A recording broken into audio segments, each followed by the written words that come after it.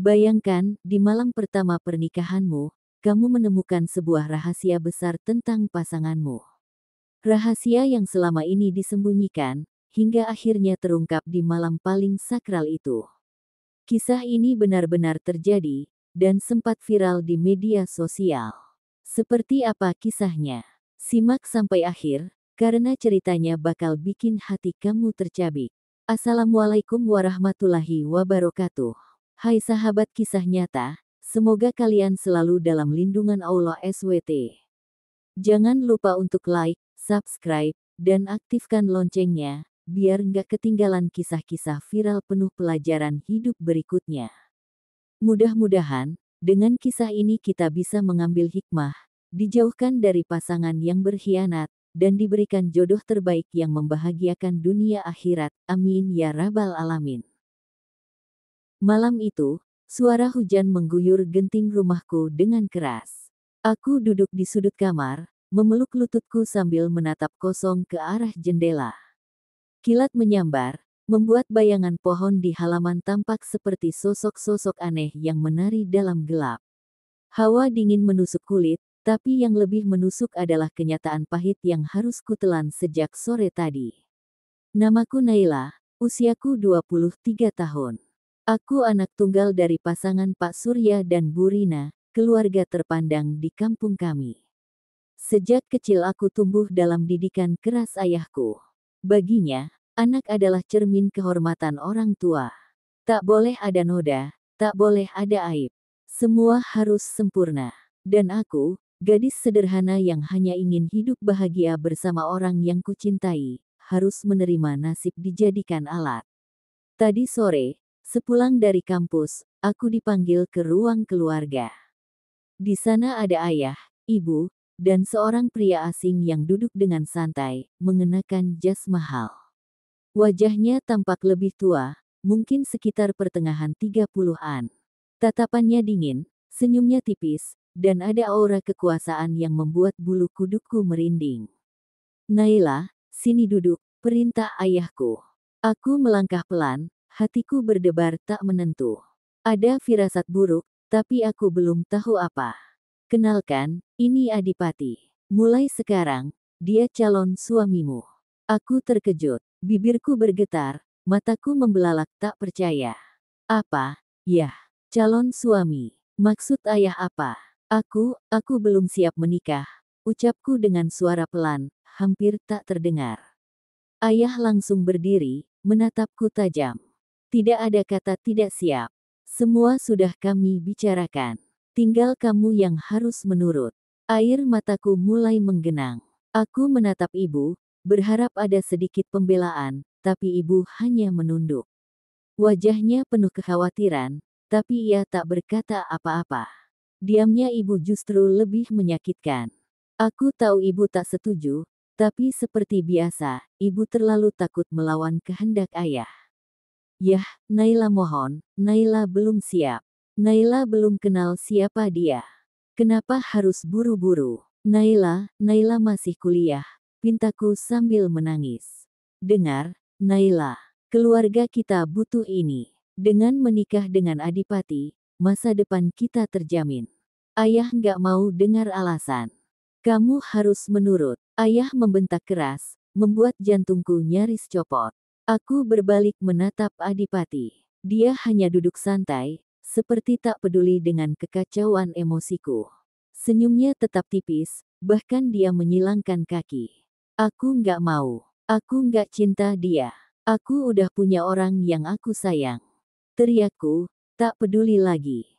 Ayah makin marah. Tangannya terangkat dan mendarat keras di pipiku. Suara tamparan itu menggema di ruangan. Ibu spontan menjerit pelan, menutupi mulutnya. Naila, jangan pernah bantah ayah. Kamu mau bikin malu keluarga. Mau kita jadi bahan gunjingan orang kampung. Aku terdiam, menahan sakit di pipi. Air mataku deras mengalir. Suara detak jantungku makin keras, aku bisa merasakannya sampai ke telinga. Dunia seperti runtuh di hadapanku. Demi Allah, aku nggak mau. Biarlah semua orang tahu, aku nggak peduli. Isakku, ayah memegang kerah bajuku, menyeretku ke dekatnya. Aku meronta, tapi tenaganya lebih kuat. Kamu harus menikah dengan Adipati. Besok kita lamaran, bulan depan akad. Titik. Kalau kamu berani menolak, jangan pernah anggap aku ayahmu lagi. Ucapannya menusuk hati. Aku merasa tubuhku lemas, seolah seluruh tenaga hilang. Pak, jangan keras-keras. Anak kita masih syok, bisik ibu, mencoba menenangkan. Ayah melepaskanku kasar. Aku jatuh terduduk, menunduk dalam tangis. Aku ingin sekali berteriak, ingin kabur dari rumah ini. Tapi kemana? Aku tahu tak ada yang bisa kuandalkan. Semua orang tunduk pada kekuasaan ayah. Aku memeluk lututku, menahan isak. Adipati berdiri, menatapku sejenak. Kita akan baik-baik saja, Naila. Aku pria yang bisa memberimu segalanya, ucapnya datar. Aku menatapnya penuh benci. Segalanya. Apa artinya semua itu tanpa cinta? Apa gunanya kekayaan kalau hati ini hancur? Begitu pria itu pergi, aku berlari ke kamar. Menutup pintu dan menguncinya rapat. Kupeluk boneka kecil pemberian Dimas, kekasihku. Aku ingat wajahnya, senyumnya. Betapa dia selalu bilang, "Nay, suatu saat aku bakal lamar kamu. Tunggu aku." Aku menangis sejadi-jadinya. Aku ingin kabur. Aku ingin pergi. Tapi aku tahu Dimas hanya anak seorang petani. Mana mungkin bisa melawan keluarga besarku. Aku tak ingin dia jadi korban. Malam itu aku tak tidur. Aku hanya duduk di tepi ranjang, menatap jendela. Kilat menyambar, hujan makin deras. Aku merasa seakan dunia ikut menangis bersamaku. Pagi harinya, saat aku turun ke dapur, suasana rumah mencekam. Ayah dan ibu sedang sarapan, tak satu pun menoleh saat aku datang. Naila, sarapan. Nanti jam 10 keluarga Adipati datang buat lamaran, kata ibu pelan. Aku diam. Aku hanya menatap kosong ke piring. Nafsu makanku hilang. Aku ingin protes, tapi aku tahu percuma. Aku hanya boneka dalam rumah ini. Di luar, orang-orang kampung mulai membicarakan. Aku bisa dengar bisik-bisik tetangga. Wah, Naila bakal nikah sama anak pejabat. Beruntung ya.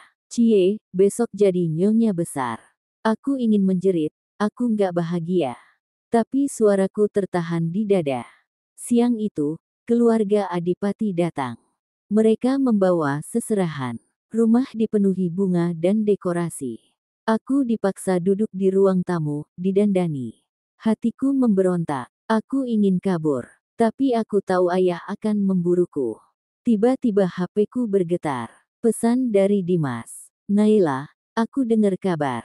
Bener kamu mau dinikahin sama orang itu.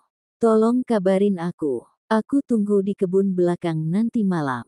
Air mataku menetes. Dimas, lelaki yang aku cinta, satu-satunya yang mau menerimaku apa adanya.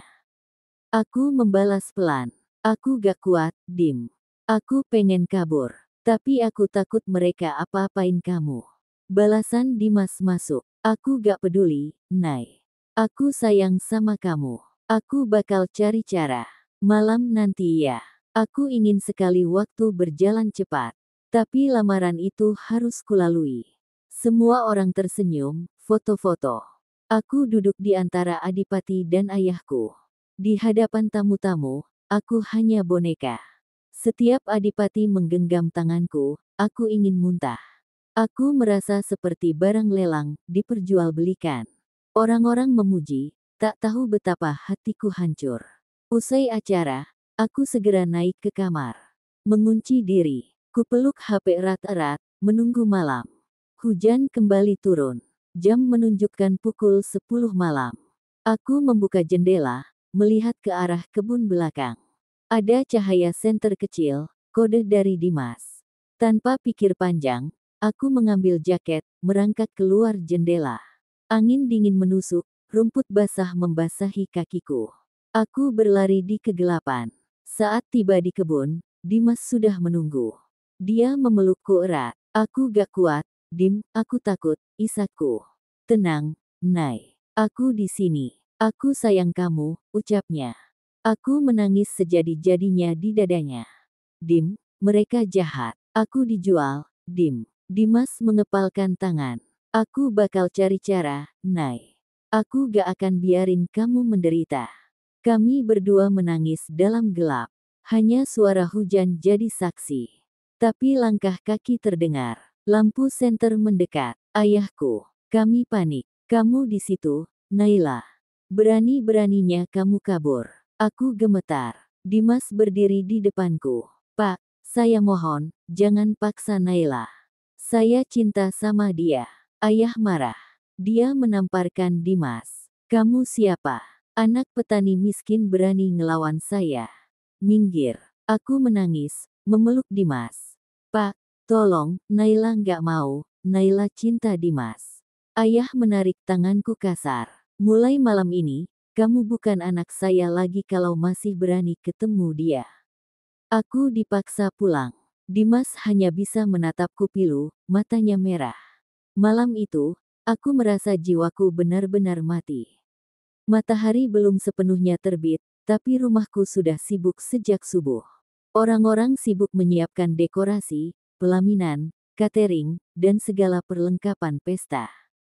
Di sudut kamar, aku terduduk lemas. Mata sembab karena semalaman tak tidur, tubuhku menggigil. Gaun pengantin putih yang tergantung di sudut kamar, bagiku bukan lambang kebahagiaan, melainkan kain kafan yang siap membungkus tubuhku hidup-hidup.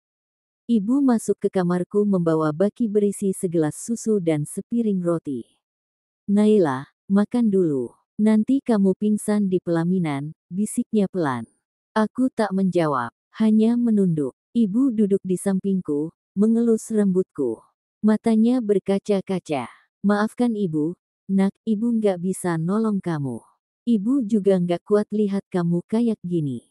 Tapi kamu tahu sendiri, ayahmu, kita semua nggak berdaya, ucapnya pelan. Aku memeluk ibu erat, tangisku pecah.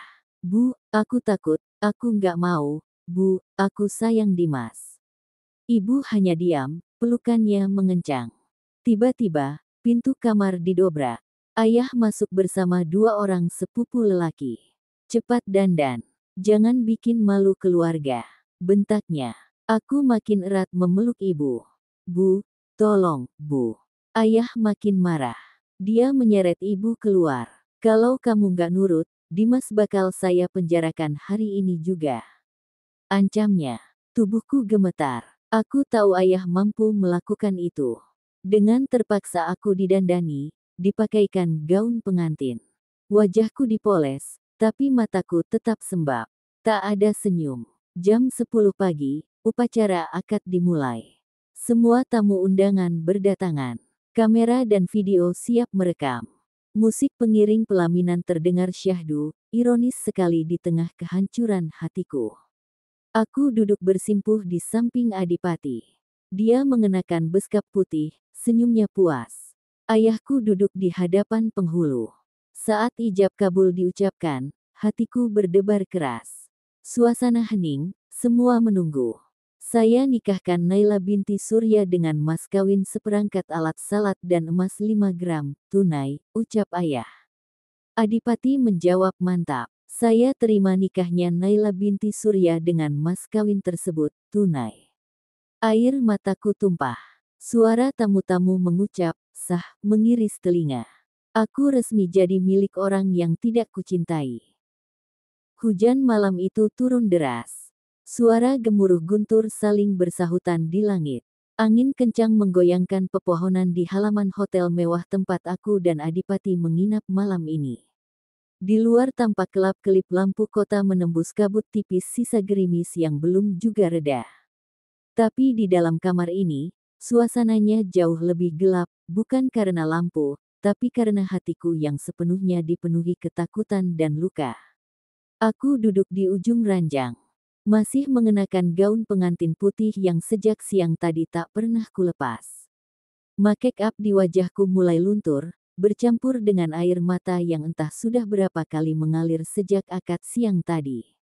Tanganku gemetar memeluk lutut, kaki telanjangku menyentuh permadani hangat, tapi tubuhku menggigil hebat. Bukan karena dingin cuaca, tapi karena ketakutan yang begitu menusuk di dada. Pintu kamar terbuka. Adipati masuk, menenteng jasnya di tangan kiri dan sebotol minuman mahal di tangan kanan. Wajahnya masih tersenyum tipis, senyum yang dari awal tak pernah membuatku nyaman. Bahkan, justru semakin membuat bulu kudukku berdiri. Setiap kali dia menatapku, ada hawa dingin yang sulit dijelaskan, seolah-olah aku ini hanya barang mainan baginya. Kamu belum ganti baju, sayang. Suaranya berat, pelan, tapi mengandung ancaman. Kenapa? Masih berharap Dimas bakal jemput kamu malam ini. Aku mengangkat kepala pelan, mata kami bertemu. Aku melihat tatapan licik yang sama seperti waktu pertama kali dia datang ke rumahku. Aku ingin menjawab, ingin berteriak, ingin melawan, tapi suaraku tercekat di tenggorokan. Bibirku hanya bisa bergetar. Adipati, aku mohon, biarkan aku sendiri malam ini, ucapku lirih, nyaris tak terdengar. Adipati tertawa kecil. Dia meletakkan botol di atas meja, lalu berjalan pelan ke arahku. Langkah kakinya di atas permadani nyaris tak bersuara, tapi setiap langkahnya membuat detak jantungku berdegup semakin cepat.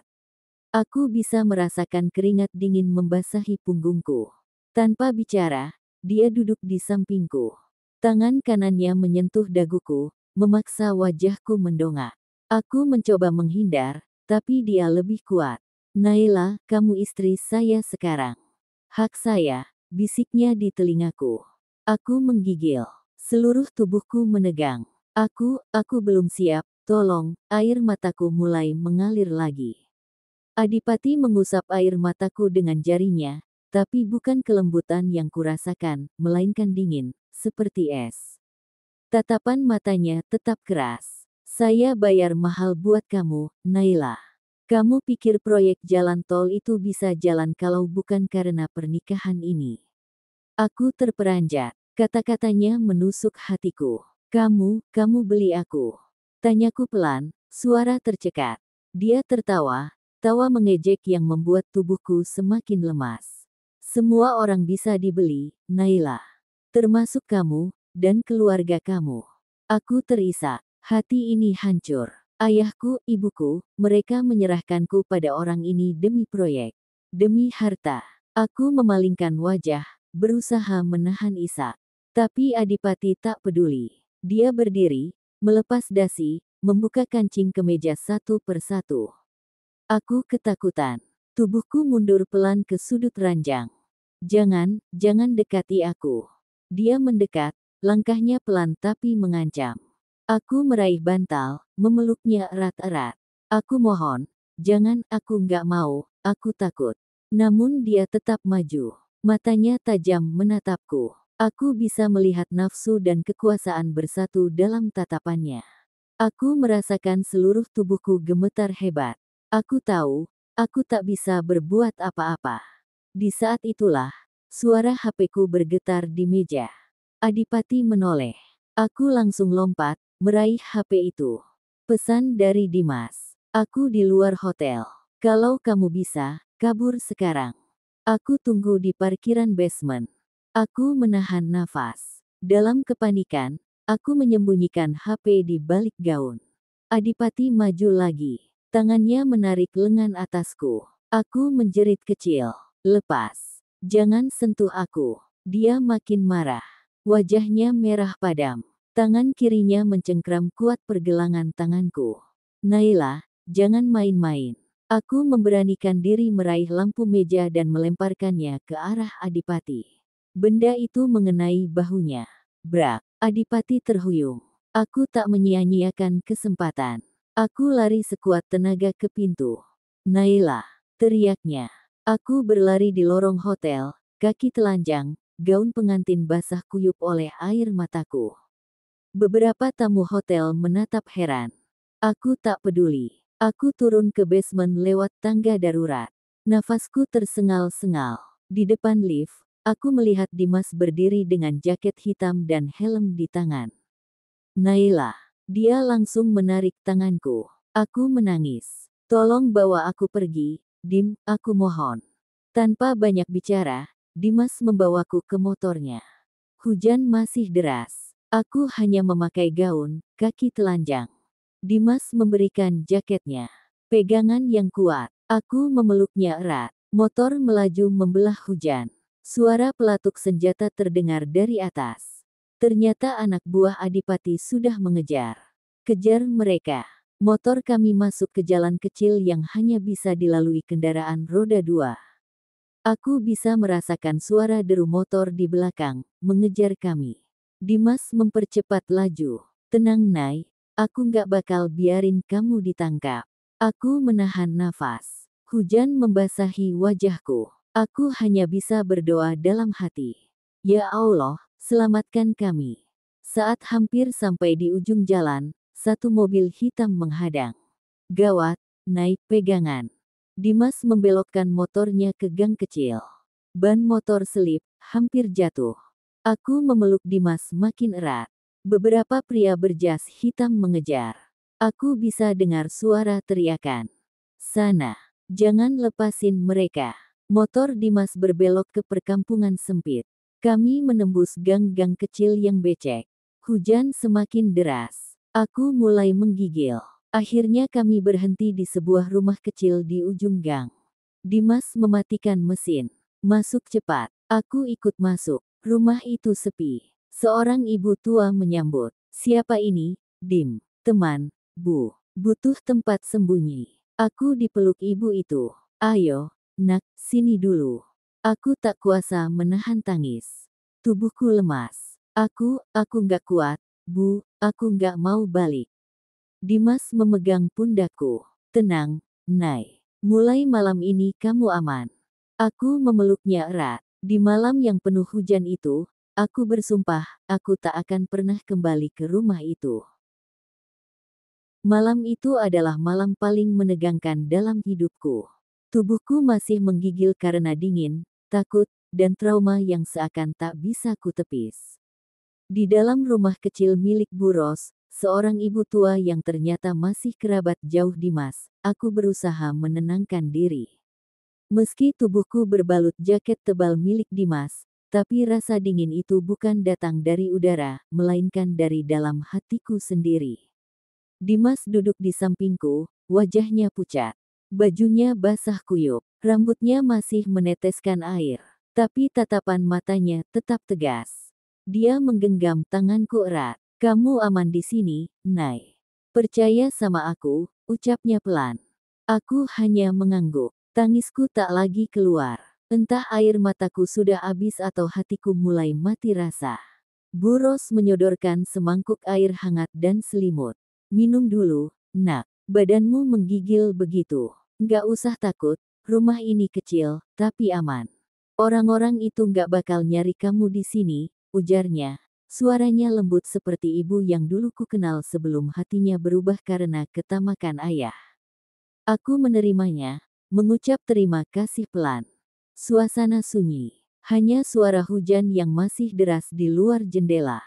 Tiba-tiba Dimas bicara. Aku nggak ngerti, Nay, kenapa mereka tega. Ayah kamu, bisa-bisanya ngasih kamu ke orang kayak Adipati. Aku menunduk. Luka di hati yang tadi sempat mereda, kembali terbuka. Aku tahu Dimas juga hancur. Cinta kami seharusnya bisa berjalan indah, kalau saja dunia ini tak diatur oleh orang-orang haus kekuasaan.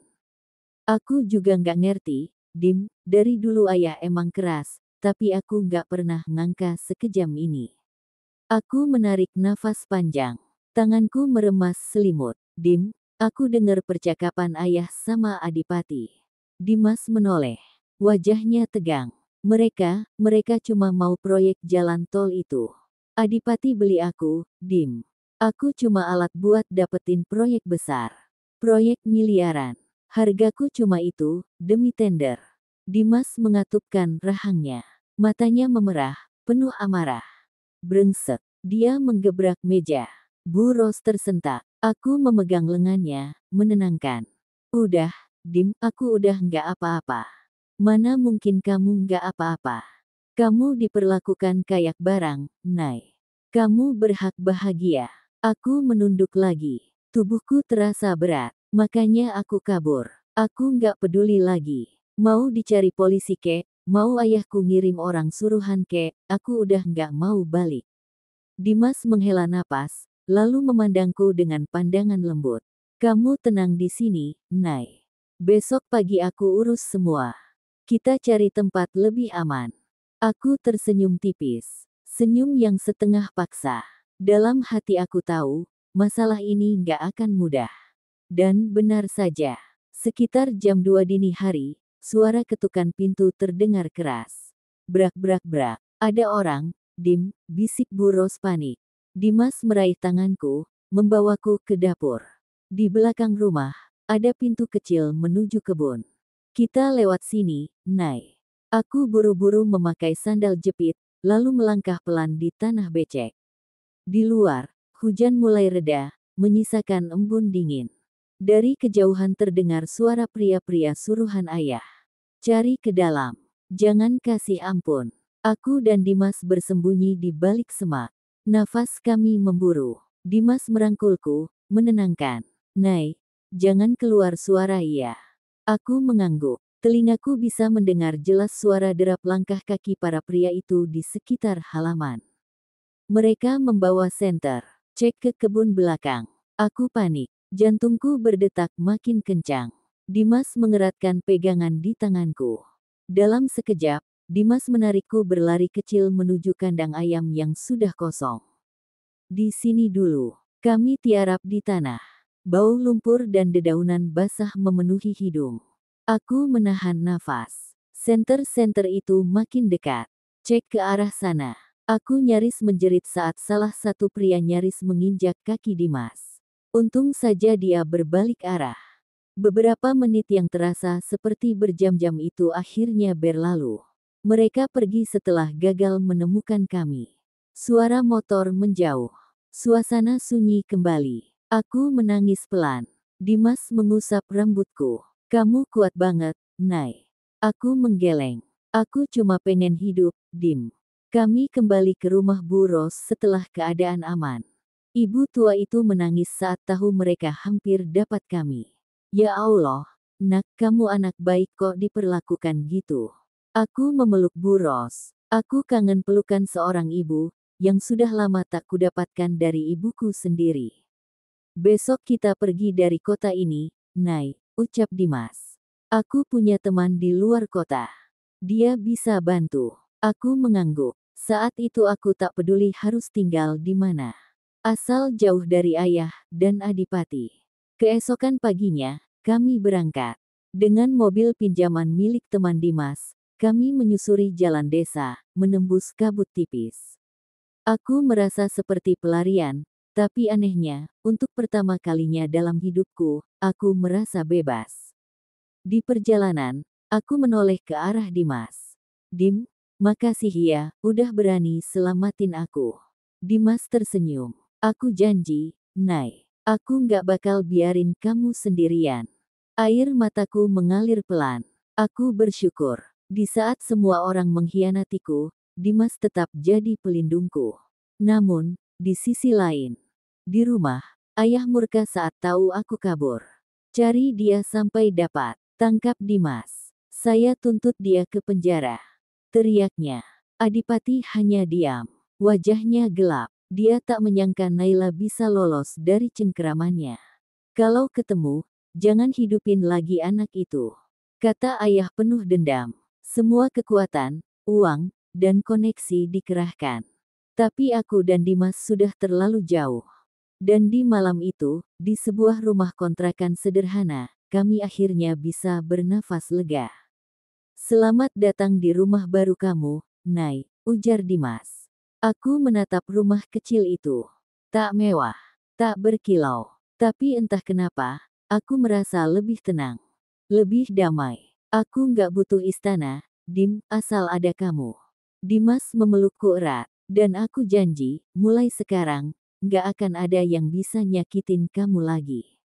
Aku menutup mata. Untuk pertama kalinya setelah sekian lama, aku merasa aman. Pagi itu, matahari mulai muncul malu-malu di balik gumpalan awan. Embun masih menempel di dedaunan. Aku bangun dengan perasaan jauh lebih tenang daripada malam-malam sebelumnya. Meski masih di rumah kontrakan kecil bersama Dimas, setidaknya aku bebas dari ancaman ayah dan Adipati untuk sementara. Dimas sedang di dapur, menyiapkan sarapan sederhana. Bau teh manis dan telur dadar menyentuh hidungku. Pagi, Nay, sapanya sambil tersenyum. Aku membalas senyum itu. Pagi, Dim, makasih ya. Aku duduk di meja kecil. Dimas menuangkan teh ke cangkir, lalu duduk di hadapanku. Matanya sedikit sembab. Dia juga tak banyak tidur semalam. Kamu mimpi buruk lagi? Tanyanya lembut. Aku mengangguk. Aku mimpi ayah nemuin kita. Aku diikat, dipaksa pulang. Dimas meraih tanganku. Tenang. Kita di sini aman kok. Nanti siang aku udah kontak temenku di kota sebelah. Namanya Aji. Dia tukang servis elektronik. Kita bisa tinggal di tempat dia sementara. Aku menghela nafas lega. Walau masih ada ketakutan, tapi aku percaya Dimas. Sejak dulu dia lelaki yang tak pernah ingkar janji. Tiba-tiba, suara motor berhenti di depan rumah. Aku spontan tegang. Dimas langsung berdiri, mengintip lewat lubang kecil di gorden. Brengsek, desisnya. Apa, Dim? Itu anak buah ayah kamu. Aku kenal tuh mobil hitam. Aku langsung panik. Gimana, Dim? Mereka nemu kita. Dimas cepat bergerak. Dia mengambil tas kecil berisi uang dan beberapa pakaian. Kita harus pergi sekarang. Aku buru-buru mengambil jaket dan sandal. Jantungku berdegup kencang. Suara ketukan keras terdengar. Brak brak brak. Buka pintunya. Naila, kami tahu kamu di dalam. Suara seorang pria. Dimas menarikku ke pintu belakang. Lewat sini, Nay. Aku ikut Dimas keluar lewat dapur. Kami berlari ke gang kecil di belakang rumah. Suara langkah kaki terdengar makin dekat. Kejar ke belakang. Jangan biarkan mereka kabur. Aku berlari sekuat tenaga, nafas memburu. Dimas menggenggam tanganku erat. Kami menyusuri gang sempit di antara rumah-rumah warga. Beberapa ibu-ibu yang sedang menyapu hanya melongo melihat kami berlari. Dari kejauhan terdengar suara mesin mobil. 3 pria berjas hitam mengejar dengan motor. Lewat sini mereka. Aku nyaris terjatuh saat kakiku tersandung batu. Dimas sigap menopangku. Pegangan, Nay. Sedikit lagi. Kami belok ke gang lebih sempit, lalu memanjat pagar kayu ke halaman rumah kosong. Aku kehabisan nafas. Dim, aku gak kuat. Dimas memelukku sebentar. Kita gak boleh berhenti sekarang, Nay. Dia membantuku memanjat ke sisi lain. Di sana sudah ada motor tua yang diparkir di balik semak. Itu motornya Aji. Kita bawa aja dulu. Dia udah izin. Tanpa banyak kata, kami naik ke motor itu. Dimas menyalakan mesin. Dengan suara berderak, motor tua itu menyala. Mereka di sana. Teriak salah satu pria. Aku memeluk Dimas erat. Motor langsung melaju menembus jalanan kecil, meninggalkan para pengejar yang berusaha menyalakan motor mereka. Dim, hati-hati. Motor tua itu oleng beberapa kali, tapi Dimas cekatan mengendalikan. Di depan, jalan bercabang. Dimas belok ke kiri, melewati jembatan kecil yang hanya cukup satu motor. Gawat, naik kita harus keluar kota sekarang. Aku mengangguk. Nafasku masih memburu. Aku tahu kejaran ini belum berakhir. 2 jam kemudian, kami tiba di perbatasan kota. Dimas memarkir motor di dekat terminal kecil. Aku turun dengan kaki gemetar. Wajahku penuh debu, rambutku kusut, tapi aku tak peduli. Dimas menelpon seseorang. Halo, Ji, gue di terminal sekarang. Lu di mana? Siap, oke, gue tunggu di depan warung soto. Dimas menoleh ke arahku. Aji sebentar lagi nyampe. Kita numpang mobil dia. Aku duduk di bangku kayu terminal.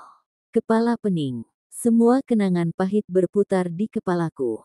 Dim, aku gak ngangka hidupku bakal kayak gini. Dimas duduk di sampingku, merangkul bahuku. Kamu kuat, Nay. Kita bakal mulai dari awal. Aku menunduk. Aku takut, Dim, takut mereka gak berhenti. Percaya sama aku. Selama aku hidup, gak akan ada yang bisa sentuh kamu. Tak lama, sebuah mobil pickup datang. Pagi itu, matahari mulai muncul malu-malu di balik gumpalan awan. Embun masih menempel di dedaunan. Aku bangun dengan perasaan jauh lebih tenang daripada malam-malam sebelumnya. Meski masih di rumah kontrakan kecil bersama Dimas, setidaknya aku bebas dari ancaman ayah dan adipati untuk sementara. Dimas sedang di dapur, menyiapkan sarapan sederhana. Bau teh manis dan telur dadar menyentuh hidungku. Pagi, Nay, sapanya sambil tersenyum. Aku membalas senyum itu. Pagi, Dim, makasih ya. Aku duduk di meja kecil. Dimas menuangkan teh ke cangkir, lalu duduk di hadapanku. Matanya sedikit sembab. Dia juga tak banyak tidur semalam. Kamu mimpi buruk lagi? Tanyanya lembut. Aku mengangguk. Aku mimpi ayah nemuin kita. Aku diikat, dipaksa pulang. Dimas meraih tanganku. Tenang. Kita di sini aman kok. Nanti siang aku udah kontak temenku di kota sebelah. Namanya Aji. Dia tukang servis elektronik. Kita bisa tinggal di tempat dia sementara. Aku menghela nafas lega. Walau masih ada ketakutan, tapi aku percaya Dimas. Sejak dulu dia lelaki yang tak pernah ingkar janji. Tiba-tiba, suara motor berhenti di depan rumah. Aku spontan tegang. Dimas langsung berdiri, mengintip lewat lubang kecil di gorden. Brengsek, desisnya. Apa, Dim? Itu anak buah ayah kamu. Aku kenal tuh mobil hitam. Aku langsung panik. Gimana, Dim? Mereka nemu kita. Dimas cepat bergerak. Dia mengambil tas kecil berisi uang dan beberapa pakaian. Kita harus pergi sekarang. Aku buru-buru mengambil jaket dan sandal. Jantungku berdegup kencang. Suara ketukan keras terdengar. Brak brak brak. Buka pintunya. Naila, kami tahu kamu di dalam. Suara seorang pria. Dimas menarikku ke pintu belakang. Lewat sini, Nay. Aku ikut Dimas keluar lewat dapur. Kami berlari ke gang kecil di belakang rumah. Suara langkah kaki terdengar makin dekat. Kejar ke belakang. Jangan biarkan mereka kabur. Aku berlari sekuat tenaga, nafas memburu.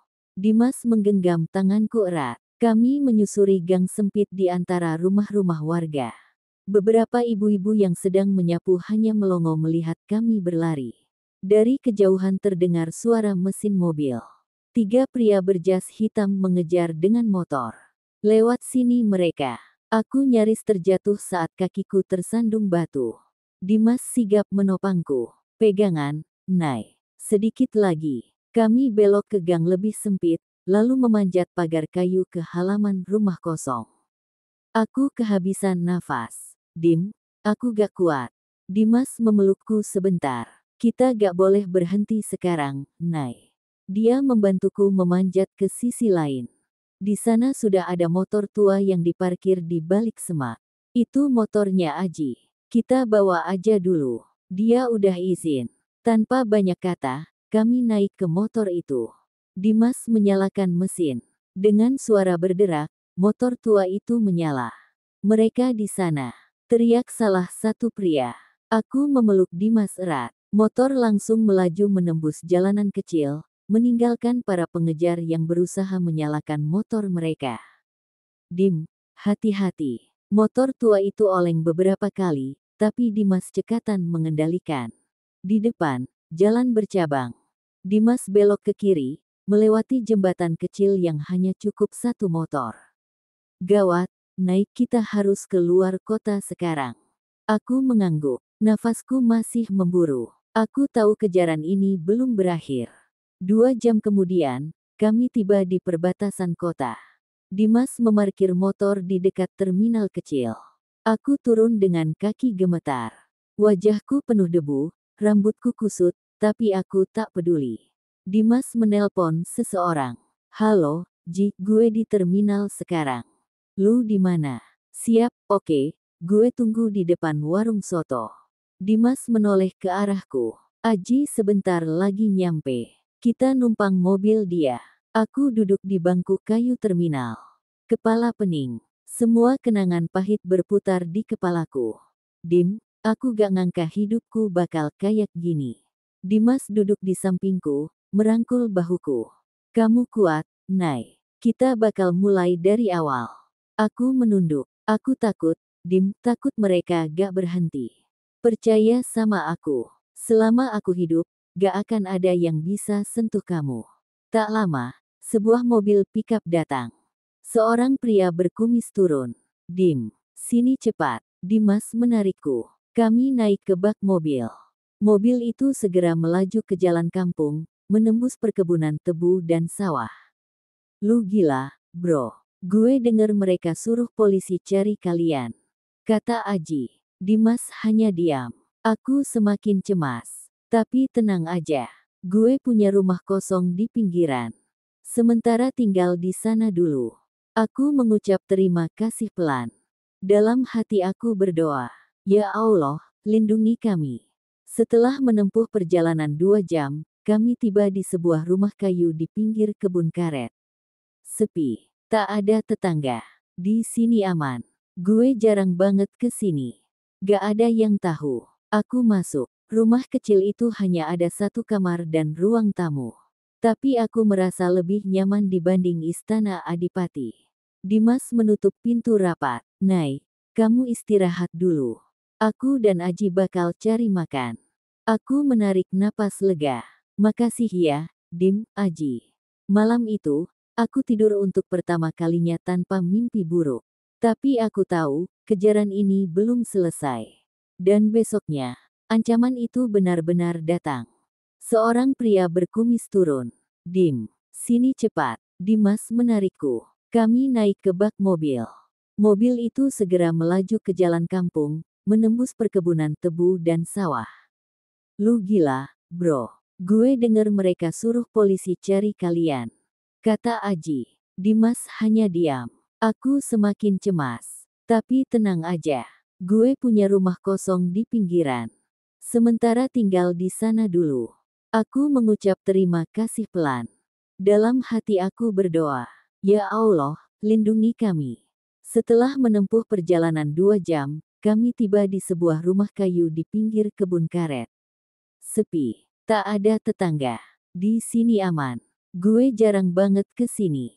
Gak ada yang tahu. Aku masuk. Rumah kecil itu hanya ada 1 kamar dan ruang tamu. Tapi aku merasa lebih nyaman dibanding istana Adipati. Dimas menutup pintu rapat. Nay, kamu istirahat dulu. Aku dan Aji bakal cari makan. Aku menarik napas lega. Makasih ya, Dim, Aji. Malam itu, aku tidur untuk pertama kalinya tanpa mimpi buruk. Tapi aku tahu, kejaran ini belum selesai. Dan besoknya, ancaman itu benar-benar datang. Pagi itu kabut masih tebal menyelimuti kebun karet di sekitar rumah kayu tempat kami bersembunyi. Suara burung dan derik serangga menjadi satu-satunya irama yang menenangkan. Tapi hatiku tak bisa sepenuhnya damai. Setiap suara ranting patah, setiap langkah kaki di luar sana, selalu membuatku cemas. Dimas bangun lebih dulu, dia menjerang air untuk teh. Wajahnya lelah, matanya sembab. Selama berhari-hari pelarian, kami tak pernah benar-benar tidur nyenyak. Aku duduk di pinggir ranjang kayu, membenahi rambut kusutku dengan jari. Tubuhku masih terasa sakit karena perjalanan kemarin. Kamu mimpi buruk lagi? Tanya Dimas pelan. Aku mengangguk. Aku mimpi ayah nemuin kita, aku diikat, diseret pulang. Dimas menghela napas, lalu duduk di sampingku. Nay, kita nggak bisa terus sembunyi kayak gini. Cepat atau lambat mereka bakal nemu juga. Kita harus pergi lebih jauh. Aku menatapnya, takut. Kemana, Dim? Kita nggak punya uang, nggak punya tempat. Aku udah mikir. Kita pergi ke kota pelabuhan. Temenku di sana kerja di bengkel kapal. Kita bisa nyamar jadi pekerja. Aku tahu ini gila, tapi apa pilihan kami? Aku tak bisa kembali ke rumah. Aku tak mau jadi budak Adipati seumur hidup. Aku mengangguk. Aku ikut kamu, Dim, kemana aja. Dimas menggenggam tanganku. Aku janji, Nay. Sekali ini aja. Setelah ini hidup kita bakal tenang. Tapi kenyataan jauh lebih kejam. Sekitar pukul 10 pagi, saat Dimas sedang mengemas barang di dapur, aku mendengar suara mesin mobil mendekat. Jantungku berdegup keras. Dim, ada mobil. Dimas buru-buru mengintip dari sela-sela jendela. Brengsek, mereka ketemu kita. Aku langsung panik. Gimana, Dim? Cepat, naik. Ambil tasmu. Kita ke hutan. Tanpa pikir panjang aku meraih tas kecil, sementara Dimas membawa ransel berisi uang sisa dan HP. Brak, brak. Suara pintu depan dihantam keras. Mereka di dalam. Jangan biarkan kabur. Aku menggigil. Dimas menarikku ke pintu belakang, lalu kami berlari secepat mungkin ke arah kebun karet. Suara langkah kaki mengejar di belakang. Kejar mereka. Aku tak bisa menahan tangis saat berlari.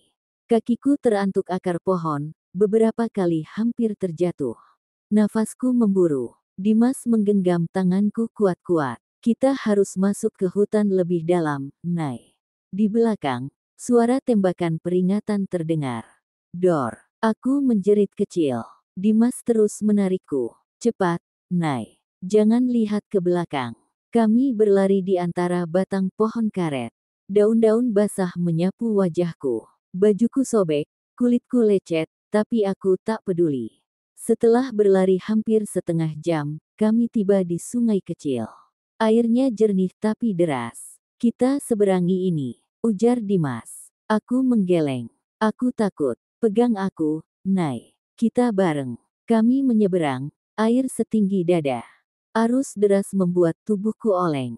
Dimas menggenggam tanganku. Sedikit lagi sampai ke seberang, tiba-tiba suara tembakan terdengar lagi. Dor. Peluru itu mengenai bahu Dimas. AAKH. Dimas terjatuh ke air. Aku menjerit. Dimas. Aku berenang menghampirinya. Darah mengalir dari bahunya, air sungai berubah kemerahan. Dim, kamu kenapa? Dimas terbatuk. Aku nggak apa-apa, Nay, kamu harus pergi. Enggak, aku nggak ninggalin kamu. Di tepi sungai, para pria berjas hitam bersenjata sudah berkumpul. Serahkan Naila, Dimas. Atau kamu mati di sini. Aku menggigil. Air mata bercampur hujan gerimis. Aku tahu, kalau kami tertangkap, hidup kami habis. Dimas memelukku. Nay, dengerin aku. Kamu harus lari ke seberang. Ada jalan setapak. Ikutin itu. Aku tahan mereka di sini. Enggak, aku nggak mau ninggalin kamu. Sayang, demi Allah, aku rela mati asal kamu selamat. Air mataku tumpah. Aku menggenggam wajahnya. Aku nggak bisa hidup tanpa kamu, Dim. Kamu harus kuat, Nay. Tiba-tiba satu peluru lagi dilepaskan. Dor. Kali ini mengenai kaki Dimas. AAKH. Aku berteriak histeris. Dimas. Dimas terjatuh. Aku merangkul tubuhnya. Darah mengalir makin deras. Para pria itu semakin dekat. Bawa Naila hidup-hidup. Dimas biarin aja di situ, perintah salah satu pria. Aku menoleh ke Dimas. Dim, aku nggak mau ninggalin kamu. Dimas menarik wajahku, menatap mataku dalam-dalam. Aku cinta kamu, Nay, selamanya. Aku menciumi wajahnya. Dimas, aku juga. Tiba-tiba dua pria menarik tubuhku. Lepas. Jangan sentuh aku. Teriakku. Aku meronta. Air mata tumpah. Dimas. Dimas hanya bisa memandangiku dengan mata berkaca-kaca, tubuhnya tak berdaya. Aku menjerit, meronta, tapi tangan-tangan itu terlalu kuat. Aku melihat Dimas untuk terakhir kalinya, tubuhnya bersimbah darah, tersenyum getir. Dan aku tahu, aku kehilangan cinta sejatiku malam itu. Sejak hari itu hidupku berubah. Aku dipaksa kembali ke rumah ayah. Adipati menunggu di sana, wajahnya puas. Selamat datang, istri saya. Kali ini nggak bisa kabur lagi, ya. Aku hanya diam. Hatiku sudah mati. Tak ada lagi rasa takut. Tak ada lagi harapan. 2 minggu kemudian, aku mendengar kabar Dimas meninggal karena infeksi luka. Dia tak sempat diselamatkan. Aku menangis dalam diam. Tapi di hati, Aku bersumpah. Suatu hari, aku akan membalas semua ini. Dan saat itu tiba, aku bukan lagi Naila yang dulu.